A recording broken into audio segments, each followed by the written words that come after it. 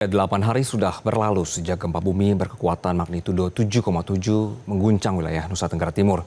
Hingga kini pemerintah pusat dan daerah masih terus berupaya mempercepat penanganan dan pemulihan bagi masyarakat terdampak. Di tengah proses penanganan darurat, kini masih banyak warga yang harus bertahan di lokasi pengungsian. Sementara gempa susulan pemirsa juga masih terjadi di sejumlah wilayah. Untuk membahas perkembangan penanganan terkini di H+8 pasca gempa NTT, kami sudah terhubung dengan Gubernur NTT Bapak Emmanuel Melkiades Lakalena. Pak Gubernur, selamat sore. Selamat sore.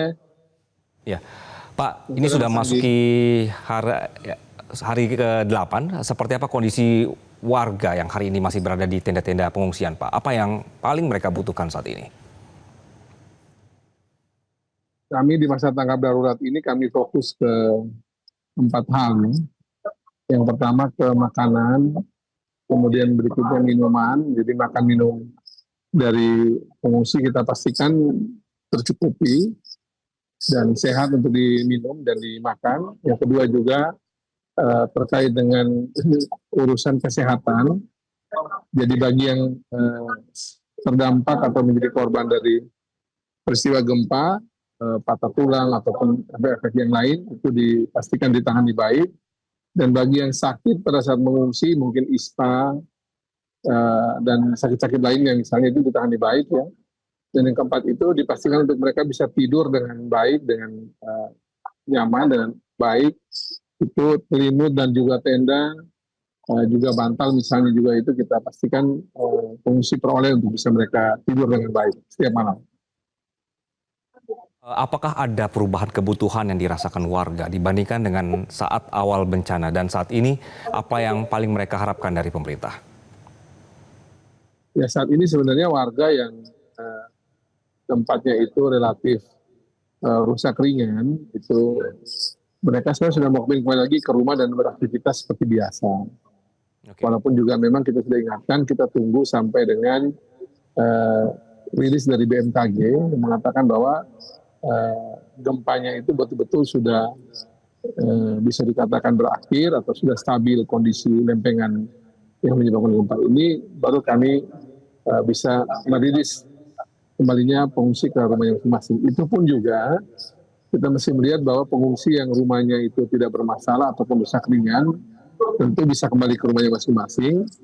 Tapi pengungsi yang rumahnya itu rusak sedang atau berat tentu itu harus dipikirkan, harus kita antisipasi untuk menyiapkan hunian sementaranya untuk sebelum diperbaiki atau dibuat hunian baru. Jadi hari-hari ini memang tentu kebutuhan dari para pengungsi untuk anak-anak, untuk orang tua dewasa ataupun bapak-bapak, sebenarnya aktivitas kesehariannya sudah mulai berjalan. Misalnya mereka yang punya ternak sudah mulai lihat ternak-ternaknya, kemudian mulai kepingin lihat dia punya pekarangan misalnya tanamannya dan sebagainya.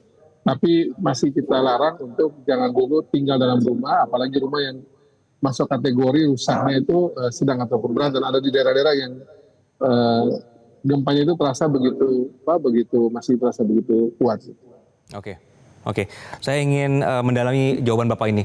Pak Gub, jadi kalau untuk gempa, update terakhir per sore ini dari BMKG berkenaan dengan gempa susulan itu apa, Pak? Kemudian hasil komunikasi dengan pusat berkenaan dengan penggantian rumah-rumah warga yang rusak itu seperti apa, Pak? Jadi kalau sampai dengan tadi yang kami sempat dapat datanya itu, sudah ada lebih dari 5.600 lebih ya. Mungkin sekarang udah lebih lagi terjadi. Gempa-gempa yang terjadi sepanjang 15 Agustus jam 5.58 pagi itu di waktu NTT, sampai dengan tadi siang sore kita masih update lagi, itu sudah 5.600 lebih gempa yang terjadi. Tentu yang terbesar itu pada saat awal kan 7,7 magnitudo, sementara di antara 15 Agustus ke hari ini itu kira-kira ada di angka 1,1 sampai 6,2 magnitudo yang kami rekam datanya. Memang dari segi data ini, balik dari BMKG maupun yang memahami tentang ahli terkait dengan urusan seperti ini, itu memberikan analisis bahwa kemungkinan besar proses untuk stabilnya patahan lempengan yang patah kemarin itu sedang terjadi, dan mudah-mudahan ini segera selesai sehingga Flores menyatakan sudah tidak lagi ada gempa-gempa susulan yang perlu dikhawatirkan. Nah kalau itu sudah terjadi lagi, baru kemudian kita bisa memikirkan bagaimana seperti yang saya sampaikan, memulangkan apapun yang rumahnya rusak ringan yang lagi diperbaiki, sementara yang rusak sedang dan berat ini harus kita antisipasi betul agar mereka tetap bisa tinggal dengan nyaman dan normal. Untuk itu memang sudah ada gambaran yang kami dapatkan dari pemerintah pusat bahwa kalau dia rusak ringan ada dukungan bantuan dari pemerintah pusat sebesar 15 juta, tentu dengan kategori-kategori tertentu yang sudah menjadi pegangan bersama. Lalu kalau rusak sedang itu 30 juta dan rusak berat itu 70 juta untuk perumahan.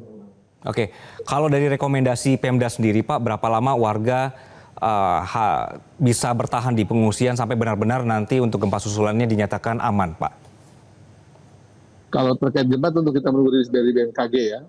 Tapi memang kami sudah diingatkan bahwa diperkirakan pengalaman berbagai daerah, gempa-gempa semacam ini terjadi dengan gempa jenis seperti ini itu diperkirakan antara 3 minggu sampai 1 bulan. Kurang lebih segitu untuk beberapa jenis peristiwa serupa dengan gempa yang jenisnya seperti di Flores ini.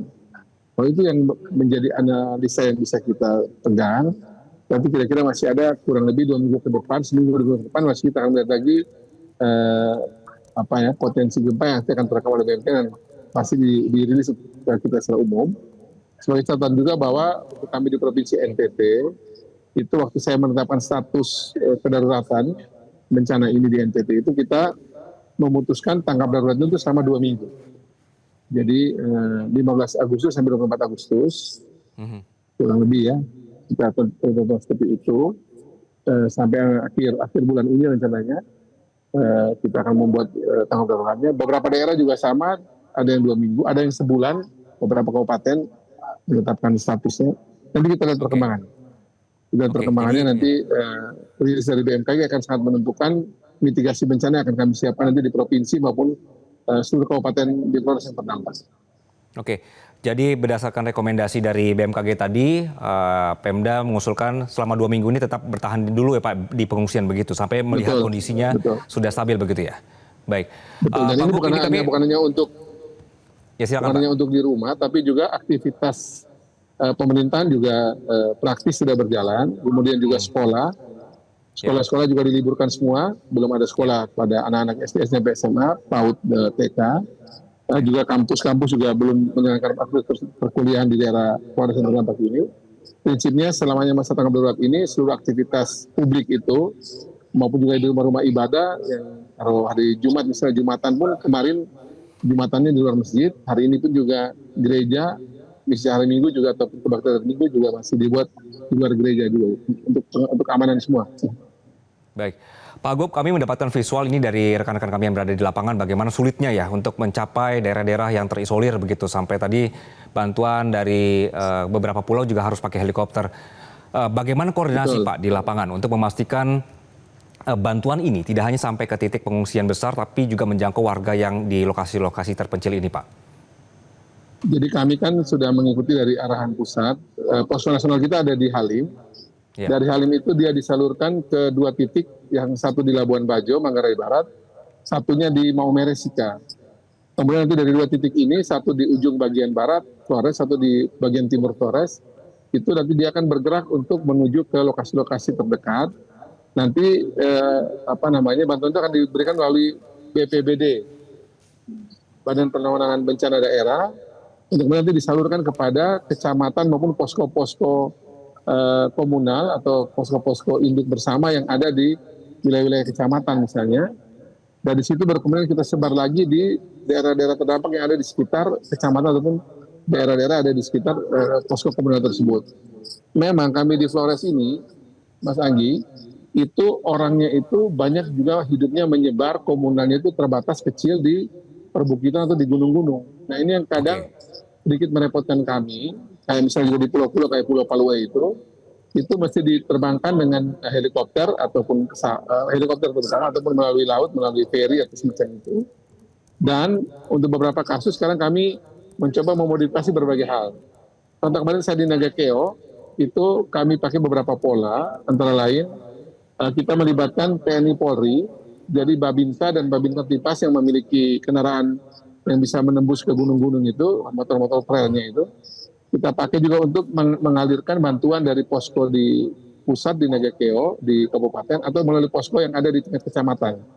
Lalu mereka mengambil sejumlah tertentu, membawa ke lokasi-lokasi yang ada di tempat-tempat yang sulit dijangkau tersebut. Atau juga pola yang lain, kami juga melibatkan sekarang, saya sudah bicara dengan Kepala BNPB, Pak Letjen Suharyanto, untuk nanti kita juga bisa melibatkan ojek ataupun pick up dari kampung-kampung yang memang mereka sudah terbiasa membawa barang ke kampung-kampung, untuk di desa-desa yang sulit terjangkau itu, selain tadi TNI Polri dengan Babinsa Tipas bergerak, juga teman-teman ojek dan pick up juga kita dorong untuk membantu. Lalu juga pola ketiga yang kami ambil dari provinsi sejak awal gempa ini terjadi adalah kami minta untuk toko dan kios yang itu hampir di setiap kampung itu pasti ada, kalau tidak toko pasti kios, untuk juga bantuan untuk makanan minuman, kemudian untuk selimut ataupun tenda yang menjadi dasar dari seluruh pengungsi ini, kita minta untuk toko dan kios silakan memberi kepada warga yang tidak bisa memenuhi sendiri. Kalau yang bisa memenuhi sendiri tentu kita bersyukur, tapi kalau tidak bisa memenuhi sendiri itu mereka silakan ambil, nanti dicatat, dilaporkan buktinya itu, nanti provinsi yang bayar. Dan sudah kita lakukan juga di Nagakeo dan sekarang kita mau buat juga di Palue. Jadi daerah-daerah yang sulit itu juga kita pakai beberapa cara ini, termasuk dari provinsi kami, masyarakat silakan mengambil sesuai kebutuhannya, dicatat nanti sesuai buktinya, nanti pemerintah provinsi yang bayar apa yang sudah mereka ambil dari toko ataupun kios tersebut. Oke, jadi nanti prosedur untuk reimburse-nya tidak akan dipersulit begitu Pak ya? Tidak akan dipersulit, 2 hari kami akan bayar. Jadi kami juga siapkan sekarang PPK dari provinsi ada di setiap kabupaten untuk nanti mereka bergerak ke lokasi-lokasi yang memang sulit itu untuk mereka pastikan prosesnya cepat, diambil langsung kami bayar memang sesuai dengan kebutuhan dan memang memenuhi syarat yang bersangkutan. Baik, Pak Gub, apakah sampai hari ini, di hari ke-8 ini, masih ada daerah-daerah yang kemudian belum bisa didata, Pak? Sejauh ini sih sebenarnya semua daerah sudah bisa tercover ya. Jadi daerah-daerah sulit itu kan dengan helikopter sudah masuk dan cukup banyak kami dapat bantuan helikopter dari berbagai pihak, dari TNI, dari Polri, Basarnas, BNPB, dari Perhubungan, dari berbagai pihak lah, banyak membantu, Basarnas dan sebagainya. Kami sekarang sudah bisa menjangkau tempat-tempat sulit yang mungkin di awal-awal penanganan kami belum bisa menjangkau. Dan sudah itu juga dengan ternyata dukungan dari berbagai pihak juga yang masuk, misalnya dari teman-teman kami gubernur, itu dari NTB sendiri misalnya itu membuat posko dapur umum dan posko kesehatan di salah satu tempat yang saya kemarin lihat sendiri itu sangat membantu. Belum lagi dari Jawa Tengah, sekarang Bu Kofifa lagi masuk juga dari Jawa Timur, Pak Ahmad Lutfi kirim dari Jawa Tengah, Pak Wayan Koster, ini lagi saya dengar Pak Gubernur Sumut mau datang membawa sekitar hampir 2 ton rendang dari Sumatera Barat. Jadi pemerintah pusat, pemerintah provinsi, lembaga-lembaga LSM, keagamaan, banyak sekali yang mau membantu dan ini mempermudah dan menggerakkan semua. Memang satu saja masalah kami, mungkin Mas Anggi, kami kekurangan sekarang itu relawan untuk menggerakkan bantuan dari titik terdekat di kecamatan atau di posko bersama yang ada di tingkat kecamatan itu untuk dibawa ke kampung-kampung. Jadi memang kami kekurangan relawan di situ dan itu yang membuat sekarang kami juga lagi mengaktifkan semua anak-anak muda di NTT, di Flores yang bisa bergerak. Misalnya melalui OMK, Orang Muda Katolik atau Ormas, namanya masjid, kita minta juga mereka juga bantu untuk bisa masuk kampung-kampung.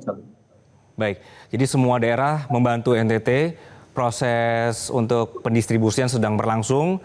Tadi Bapak juga menyerukan untuk sama-sama warga NTT membantu gitu ya, warga yang tadi untuk membeli logistik. Dan juga catatan utamanya adalah kekurangan relawan, begitu ya. Pak Gub, terima kasih Pak untuk informasinya di sore hari ini. Kita sama-sama berdoa semoga semua dipulihkan dengan cepat. Terima kasih Pak, selamat sore. Baik. Terima kasih, selamat sore.